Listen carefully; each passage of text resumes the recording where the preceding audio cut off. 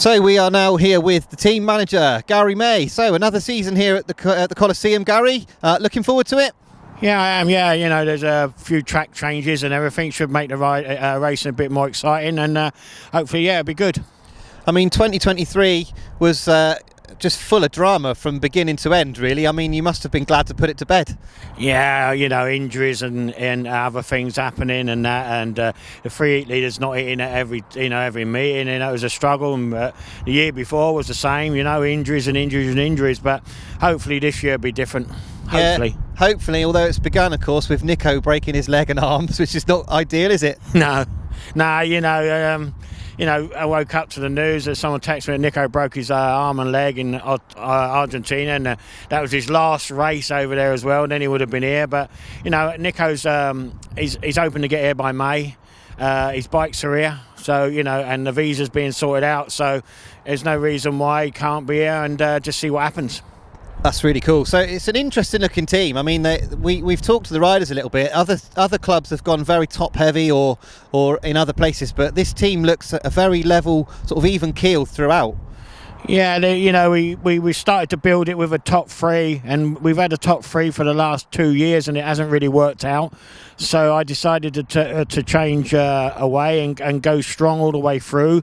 So looking at the team, every rider should score points. So hopefully that could maybe see us over the you know, winning the meetings or keeping it close away, you know. And I think we've got probably the two strongest reserves in the league. Yeah, you're not the first person to have pointed that out, in fact. So Jacob Hook and Joe Thompson, of course.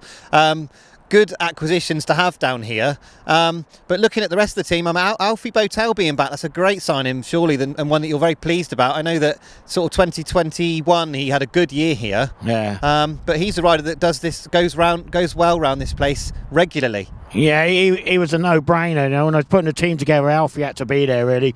You know, when I first come here in that first year with Bjarne and Crumpy, you know, Alfie was at reserve, and he won me a lot of meetings, you know, putting him in certain races and that. He was at reserve and he got loads of points.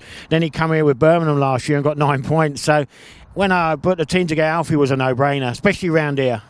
And Kyle Newman as well, another good signing, lots of experience. Yeah, Carl used to ride for Plymouth years ago, and he's a little hard rider, and you know, he loves Plymouth. You know what I mean? We used him as a guest, and I think he got 8 points and rode really well. So, and he had a good season at Poole last year, so it was a no-brainer with a weakened league. You know what I mean? The league's weakened this year, so you know, it was a no-brainer really. And then, of course, at the top, probably at the moment, without Cavati, is Ben Barker, who's just the constant. Ben is Plymouth, isn't he? You know what I mean? You have to have Ben here. He rides at place, you know, he goes places where other riders don't go. Do you know what I mean? So it was a no-brainer. Plus, we had to keep some of our heat leaders from last year. So we lost the other two for certain reasons, and one went to another track. So, yeah. And so you mentioned back there about the reduced average, and I know that you've sort of shared thoughts with that before. It certainly made building the team challenging and changed the dynamics of it. Yeah, it did. You know, when you look at it, you obviously want to go with a big heat leader and a backup. You know what I mean? And then you look at the league, and most of them kept their top two riders. And I think it was Louis Kerr, maybe Stevie Worrell was the only ones that really went. Do you know what I mean? And they went to another team that obviously lost their riders. You know, like Glasgow lost Basso and Tarasenko, so that made them two big heat leaders. Same with Berwick. You know what I mean? And you know, there wasn't really enough heat leaders to go round, you know, and I did mention this at the time, obviously, and then so that's why we built the team different, you know what I mean? We built in strength all the way, but that's life, isn't it? But it was definitely a lack of riders. Yeah, it's a real problem, and Mark talked about that as well earlier. Have you got any ideas on a potential solution yourself, personally? What do you think needs to be done to try and build a bit more of a bank of riders willing to come down to places like this? Well, yeah, it's not, you know, I think we're going to struggle in years to come to get riders, because you know, you get foreign riders from abroad. Okay, they want to come, but they want so much money, and I can understand that, because you don't go to work to lose money.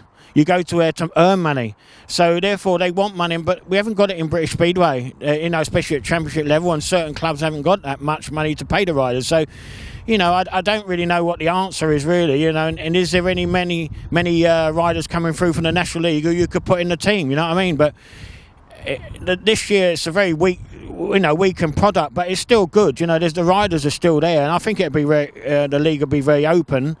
You know what I mean? But hopefully we get Nico back in May, and then hopefully we'll do something. Yeah, great stuff. Well, we look forward to seeing Nico here. Lastly, just a thought on the circuit here. Obviously, we've asked everybody about this. It's not ready to race yet, and we know why. The winter's been dreadful to us, but it's certainly going to add something to the spectacle, isn't it, of racing here at the Coliseum? Yeah, it will do.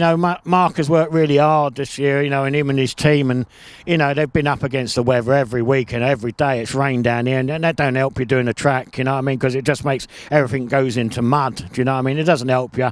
But no, the track had to be made wider to make it more entertaining, and I think the way it's built. And that once we get it sorted, I think it'll be very entertaining racing here. And we moved up from a National League track to a championship track, and I think that's the reason we had to make it more exciting. And I think once it's sorted out, it will be good.